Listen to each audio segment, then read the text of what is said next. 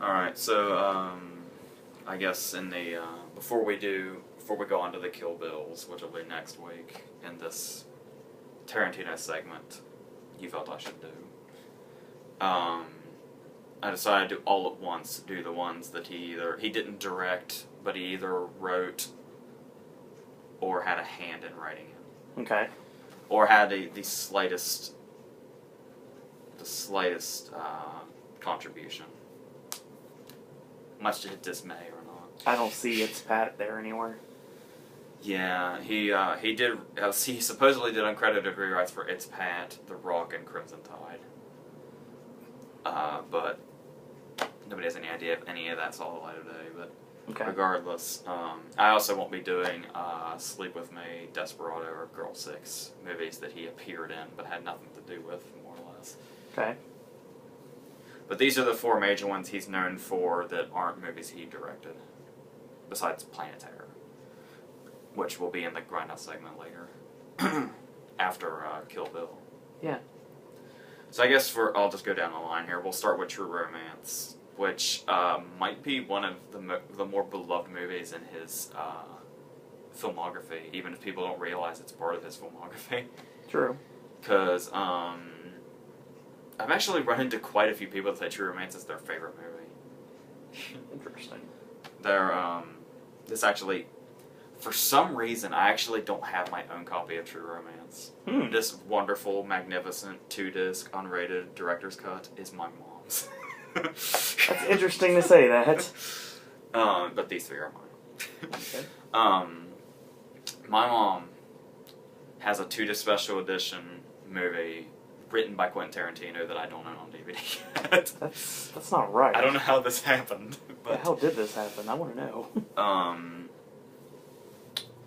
Regardless, this was the start of an ongoing trend for him, which was two people insanely in love involved in crime, which we later saw in Natural Born Killers and Pulp Fiction. Yep. With Pumpkin and Honey Bunny. I'm just going to briefly touch on these, as to not, go on too long. But I will say, as far as writing is concerned, you can very much tell. Like, the very first scene of the movie is Slater sitting at the bar alone, and that actress, I'm drawing a blank on her. I like her whenever she shows up in a movie, and I can't remember her name now. She's really pale and has the blonde hair, and she was in The Crow and Bad Boys and other things. Taylor Leone?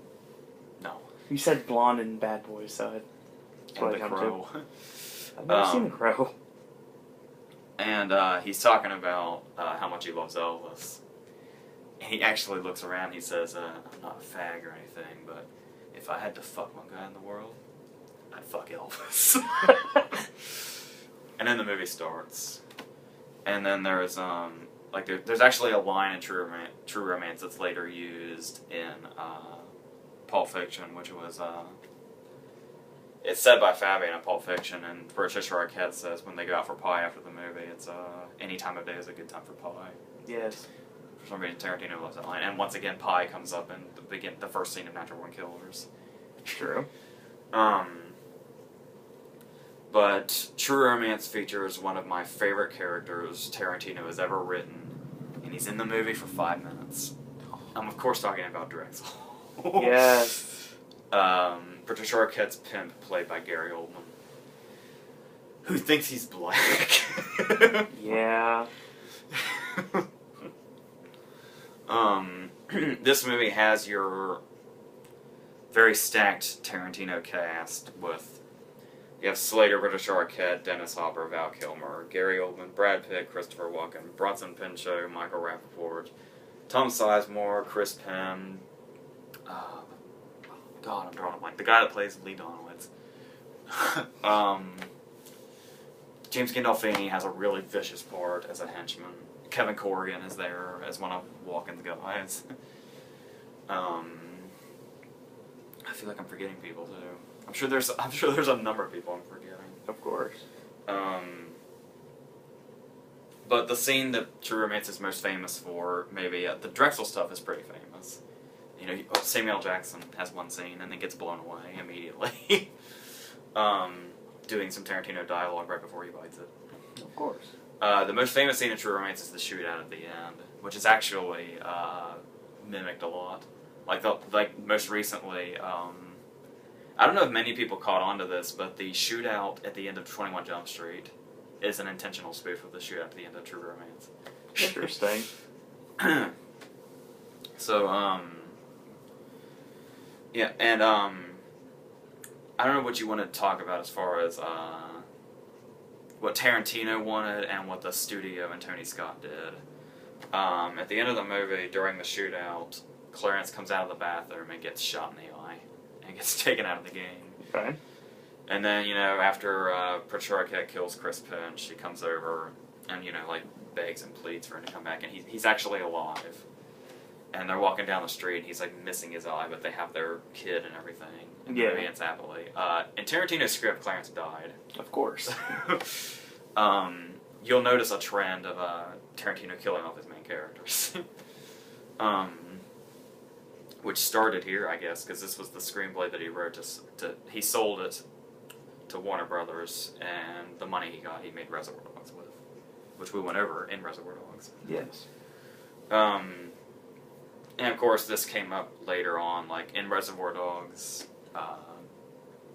Joe asked Harvey Keitel, "How's Alabama?" referring to this Alabama, supposedly. Nice. So, yeah, you have the, there's a lot of memorable lines and memorable scenes in the movie, and a lot of it is the dialogue's very movie-oriented, which is very Tarantino-like, when they're talking about the suitcase of cocaine over the phone, it's always referred to as Dr. Zhivago. Nice. Apocalypse Now gets brought up when they talk about the fictional movie coming on a body bag. There's the line I know you love where Lee Donowitz is speeding through traffic while he's on his phone, and we don't see who cuts him off. Or no, we do see who cuts him off. We just see their finger when they flip him off. He just says, "Don't you cut me off. Hey, don't you give me the finger. I'll fucking have you killed." And by the way, Lee Donowitz is a descendant of Donnie Donowitz. Yeah, I figured that was that. Eli Roth and Bastards. But yeah, this, without having been directed by Tarantino, this is a Tarantino movie all over, like from beginning to end, except for the fact that Clarence lives. But you know, Tarantino has also had his happy endings, like Django. Yeah. And Bastards. So Bastards is bittersweet because we lost most of them in the theater, but Zonda still got caught and Alder Rain still got off. We'll talk about that in a couple weeks. Yeah. So, yeah. That's about it. Yeah, I can't, people who love this movie would kill me if I didn't bring up the walk-in scene. Because that's another, that's for, a lot of people find it to be, like, I prefer the Drexel scene, or, you know, the Gandolfini scene, but people say, a lot of people will probably tell you, besides the shootout, the most famous scene of this movie is the walk-in scene, with him and Dennis Hopper, which is still a really cool scene. And, I don't remember exactly what it is. I think it's the eggplant line. Dennis Hopper actually ad-libbed. But apart from that, everything was completely written as it was, apparently. I guess there was a rumor a long time ago that the whole thing was ad-libbed, but apparently Dennis Hopper just ad-libbed one line, but the rest was Quentin. So, that very quickly sums up True Romance. So, I guess we'll just go down and go to Natural Born Killers, which we won't spend too much time on the movie itself, because there's the controversy where Tarantino wrote the script, and then Oliver Stone got a hold of it.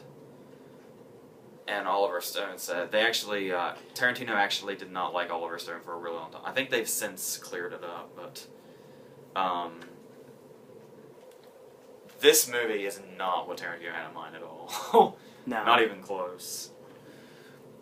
What Oliver Stone did was take this movie, well,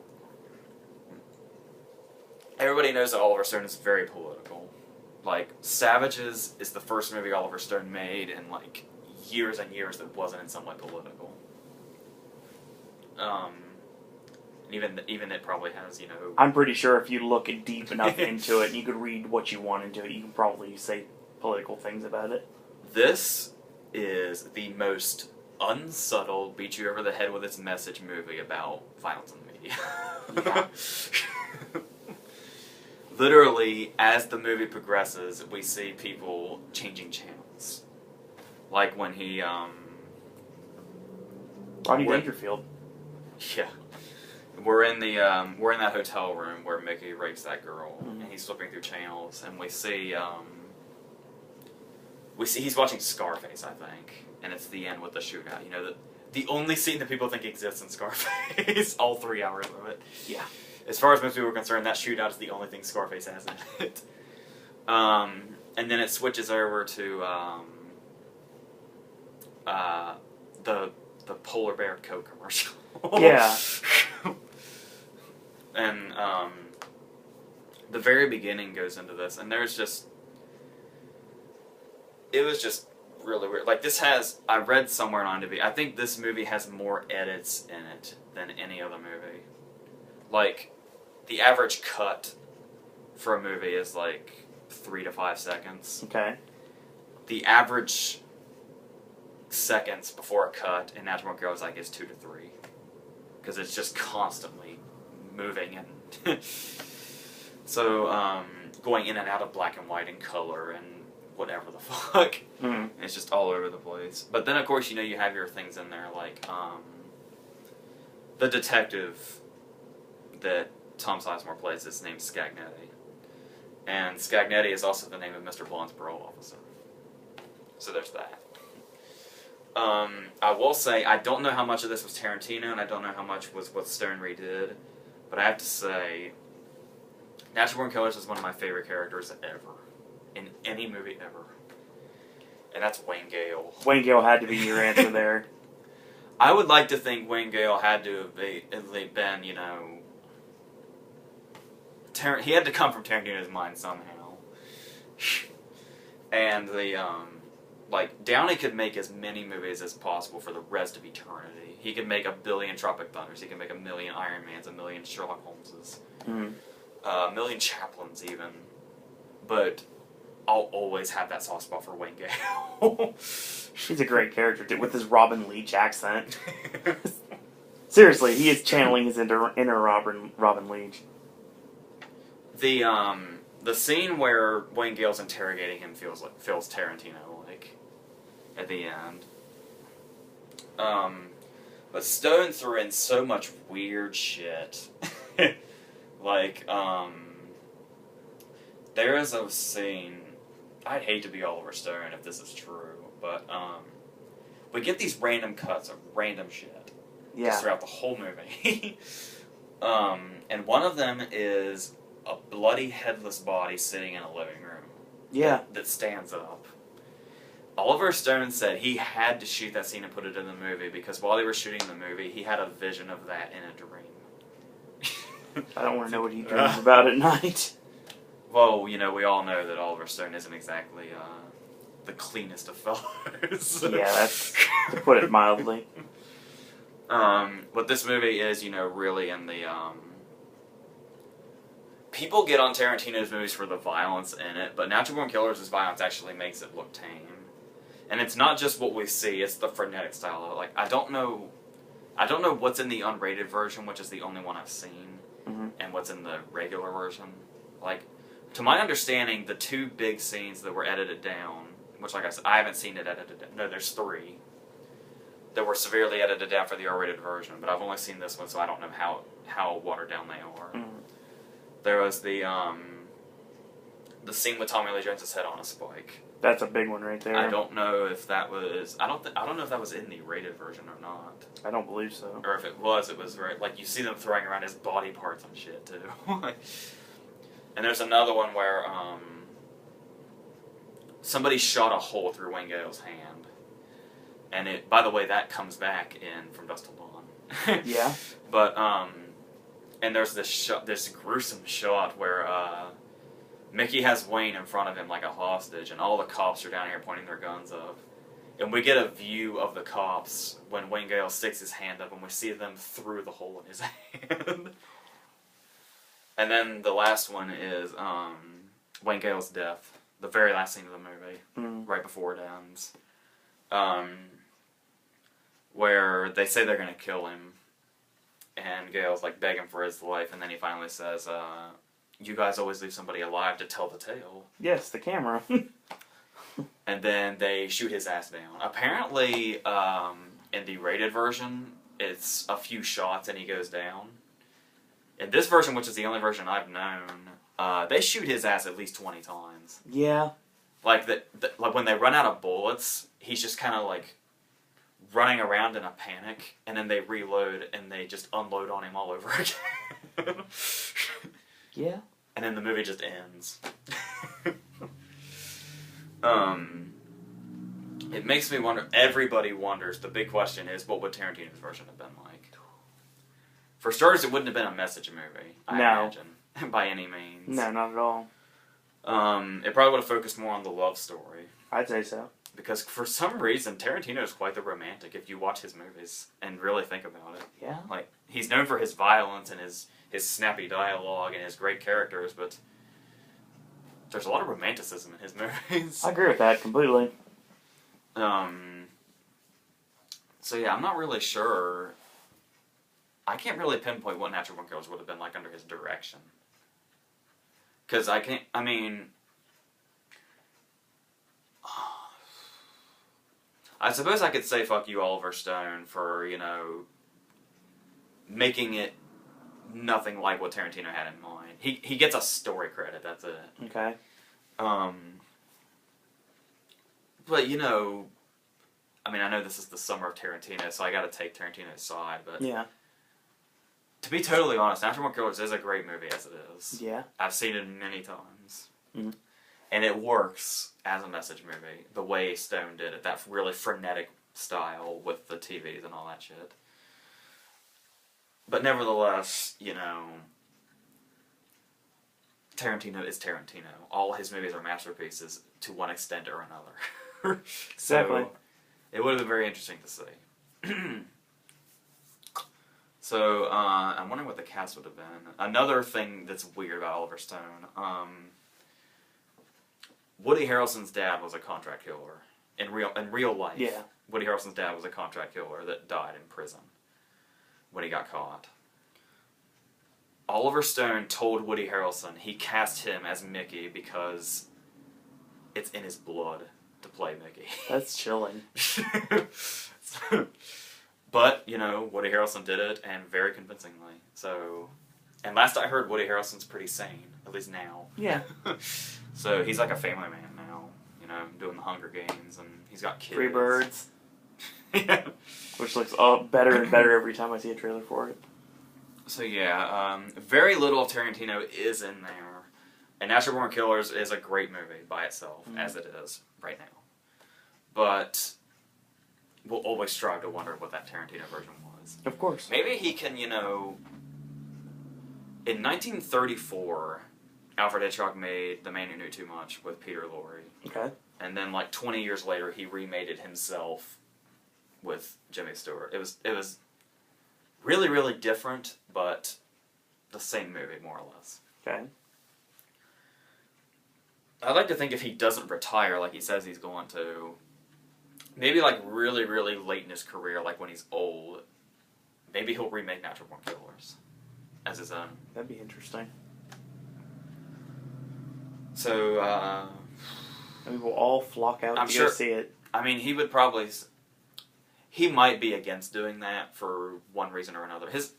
For being a genius, his way of thinking is weird. Okay. Sometimes. That's the way geniuses are. Exactly.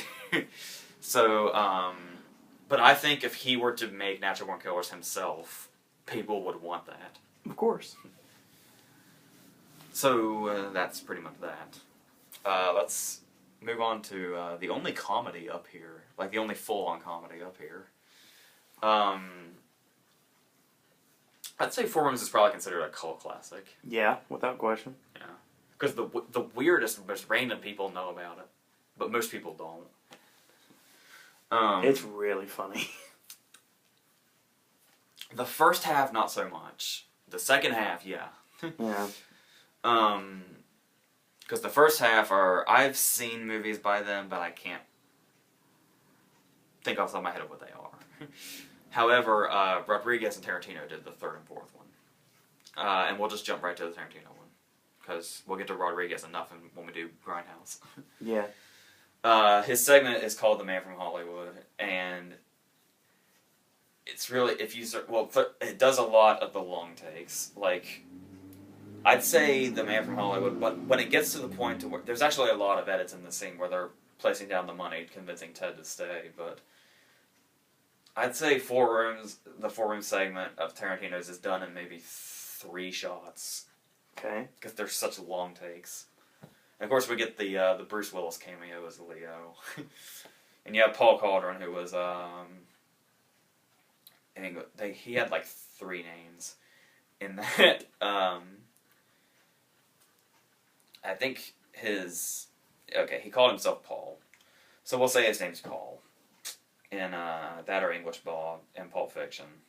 The guy that was originally going to be Jules, until at the very last minute they said, we want Samuel Jackson to do it. Okay. Am I missing one?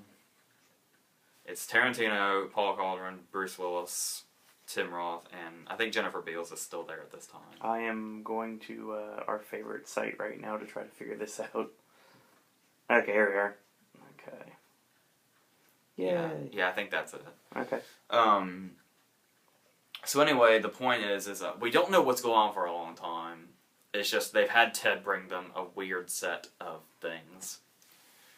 And then, of course, you have Bruce Willis come out and say the whole... he tells the story of that episode of Alfred Hitchcock Presents with Peter Lorre and Steve McQueen. About how one of them bets the other he can't light his lighter 10 times in a row without it not working. And he bets his pinky on it. Mm. So they want to hire Ted to be the guy that cuts the pinky off if it were to come to that. Which, of course, Ted has already had a very long night, so he's about to leave. And then there's that great, very Tarantino-y scene that Tarantino gets to deliver himself. Where they call Ted back and he says, I just want 1 minute of your time, and if I can't convince you, we're going to let you walk out the door. And in this 1 minute, he's talking to Ted and just asking rhetorical questions and just monologuing. And as he's monologuing, he's laying $100 bills down on the table. Yep. And then when the 1 minute's up, there's like, $600 or something on the table. Mm-hmm. And without even hesitating, he's just like, so, you're going to do this for us? And Ted just goes, okay. And he picks up, they keep calling it a hatchet, it's a meat cleaver. Yeah. And, of course, Paul Caldron can't light it once, and he just cuts the finger off immediately, takes the money, and the movie ends. Not the segment ends, the movie ends. Yep. And they run around frantic looking for the finger. But I love the, everybody talks about tasty beverage coming from Pulp Fiction. Which, of course, I should back because Pulp Fiction is my favorite movie. Yep. But, of course, it does stem... The origin of tasty beverage is Jules telling Brett, may I have some of your tasty beverage to wash this down? Mm-hmm. But when I think of Quentin saying tasty beverage, I think of him talking about the champagne in 4 Rooms. Is what my mind always goes to first. Oh, yeah. Because it's, what do you think of the champagne? Oh, it's very good, sir. And he's like, no, it's fucking good. Now say that. And Tim Roth, it's fucking good, sir. And the great thing is we actually see, it's a point of view shot of Ted for the longest time. And we just see Tarantino. Every now and then we see Tim Roth's arm come out. And then the champagne bottle's been open for a while, and he tastes it, and he spits it out, and he's like, how much this shit costs? And he goes on a rant about that. A very Tarantino rant about how much that shit costs. What's great is if you look it up on YouTube, there are a few videos of people, like in college, like in their theater classes. Mm-hmm. And for their theater classes, they put on this segment. That's awesome. Only they water down the language, of course. Yeah. Like, piss is the closest thing they say to something bad. So, yeah, the guy playing Leo is really watered down. Oh, yeah. So, that's pretty much all that segment involves. Mm-hmm. But, it's very, very classic Tarantino, the whole thing. Because it's like like, as those college classes pointed out to us by doing it, it's basically a play. Yeah, definitely. So it's just nothing like Tarantino has violence and, he has characters and stuff like that. The Man from Hollywood just shows off his dialogue by itself. Because the main character, really, Ted's already been established through 3 other stories in this movie. Yep. It was, the interesting thing that I wish would have happened was there was a scheduling conflict. I forget which movie it was, but at this time it might have been Before Sunrise. But the movie was originally going to be called 5 Rooms, and the 5th room was going to be Richard Linklater. I wonder what he would have done, but alas, that didn't happen. So, But if we got Before Sunrise out of it, that's fine. I'm not sure his would have been as dark as the others are. The first one's just fucking weird. It's a bunch of tits and witches and the girl from Say Anything and Madonna. Yeah, I'm looking at the segments right now, actually. But yeah, Tarantino's segment is definitely the only reason to see the movie. Like everything, even the Rodriguez segment, they all shrink in comparison. Like if they had all been more like Tarantino's and been more like, these dialogue-heavy plays with really funny lines, it would have been something like that. The whole movie would have been a lot more successful than I think it was. So, yeah. So lastly, we're going to From Dusk Till Dawn, which of course he wrote entirely. And it's something really from out of nowhere to come from him. Until Death Proof. Death Proof is technically considered a horror movie, but, whatever. I don't know how I'd classify Death Proof, really. It's not a horror movie. I don't know. It's a revenge movie. Yeah, but you don't get that till the end of the... It's like the second half. Thriller. We'll say thriller. Yeah. But regardless... Planet Terror is a horror movie. From Dusk Till Dawn is a thriller turned horror movie. That's what's interesting. From Dusk Till Dawn is one of the most interesting movies I have ever seen. I agree with that. And let me tell you about my first experience with it. Okay. You can't really tell from this cover. This is the cover that I had when I rented it. Many moons ago. Back when, renting was still popular. Yeah. You don't really get that vibe from this cover. Like, you can't really tell what's going on. No. But here's the thing. I knew From Dusk Till Dawn was a vampire movie.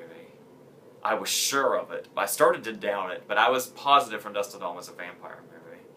So I rented it, and I'm watching it.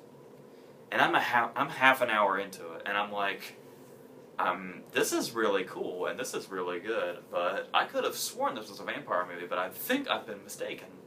But nevertheless, I'm more than willing to watch the rest of whatever I'm watching because this is good. Yeah. I just wonder what I confused that vampire movie with. But then, almost an hour into the movie, after he's satisfied his foot fetish by having Salma Hayek stick her foot in his mouth and dump champagne down her leg into his mouth, she turns into a vampire and bites him, and all shit breaks loose. Yes. And this becomes one of the more gruesome vampire movies there probably is. Like, it's not like Dead Alive levels. Yeah. Like, I know that's zombies, but I mean just gore-wise. But still, this movie's pretty graphic. Of course, Rodriguez directed it, and Tarantino wrote it. And I actually thanked my sanity. Because I was about to lose my mind right before Salma Hayek turned into a vampire, because I was like, what the fuck movie am I thinking of that has vampires in it if it's not this? It's like, the title sounds like it too. Yeah? But of course, it's not because obviously it's a crime movie for like the first hour. But, it's very Tarantino-like. It's, Clooney mistakenly leaves Tarantino at the hotel with that woman that works at the bank. Yeah. And he brings back Big Kahuna Burger. Of course. And of course, Tarantino has raped and murdered the bank teller. brutally. We get it's really interesting. We get just like really quick shots of like blood all over the walls of the bed, and it's really unnerving. And Tarantino's just very nonchalant about it. He's like, Tarantino's character is fucking psychotic. Yeah. Like the particular part where they. I love Tarantino in these scenes. It's they're about to kidnap Harvey Keitel's family, and Juliette Lewis is Harvey Keitel's daughter. And he imagines that she turns to him and says, "Will you do me a favor and eat my pussy out for me?" And he just kind of is zoning out. And of course that never happened. It was in his mind. Yeah. And then later on, like 15 minutes later, they're in the RV and they're driving. And he leans over and he's like, "You know, that thing you were asking about, I'll do it." And she has no idea what he's talking about.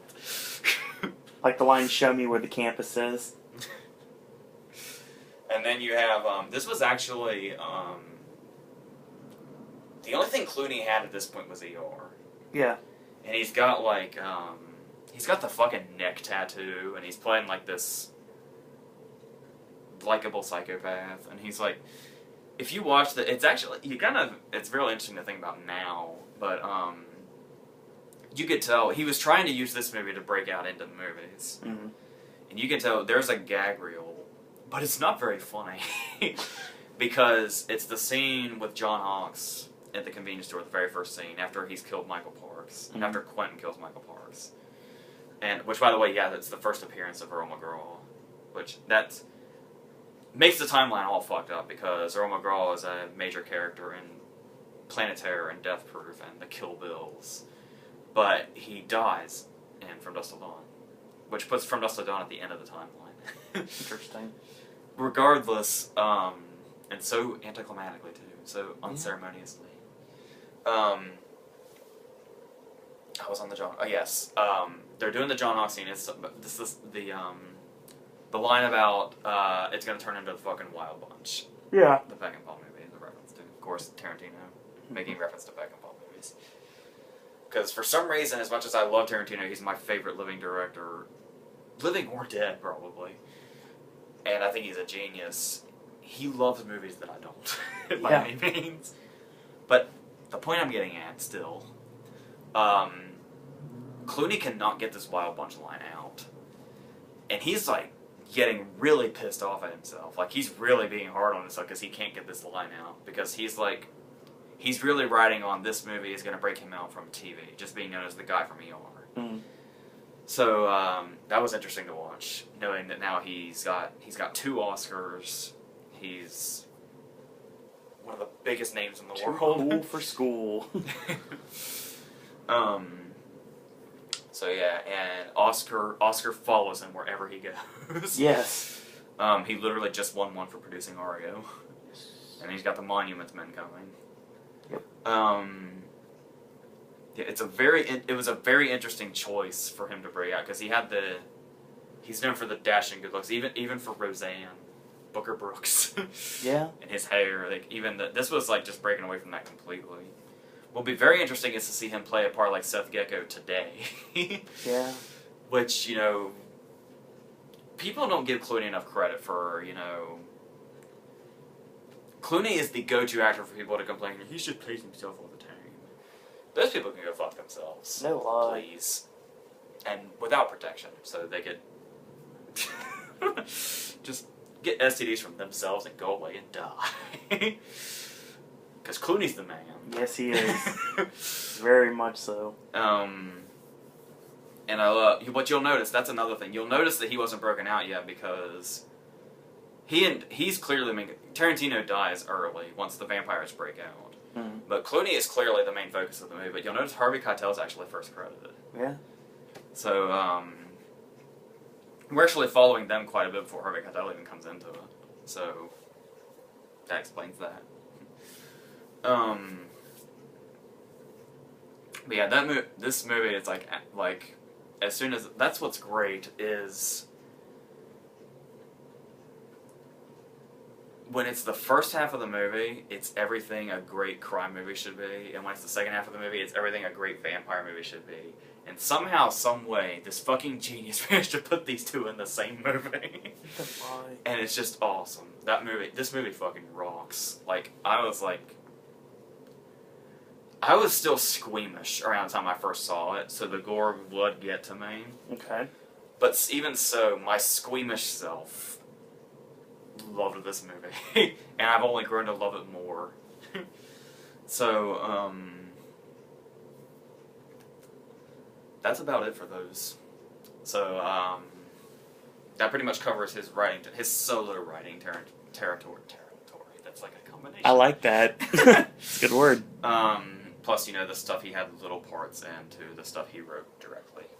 I should have organized them that way, but fuck it. Fuck it all. It would have fell if we would have done it any differently. Yeah, it's about to fall right now. Yeah! I'm sorry. You've been voted off the island from dusk till dawn. So, yeah, so, next week will be both Kill Bills together. Yep. Because that's the way it should be done. That's the way it should be seen, because they were supposed to be one movie. So, and that's the way I've always viewed them. So, like when people say rank Tarantino's movies, which I can't do. You might have to very soon. I always put Kill Bill together. People think it's a cop-out, but fuck them. So, so after Kill Bill will be Grindhouse together, and then after Grindhouse together will be Bastards, then Django, and we'll be done. The summer should be about over by then. Yeah, we're actually right into September. The last week of August will be the last video of this. So, next week we are gonna kill. Oh yeah. Alright, so that's it.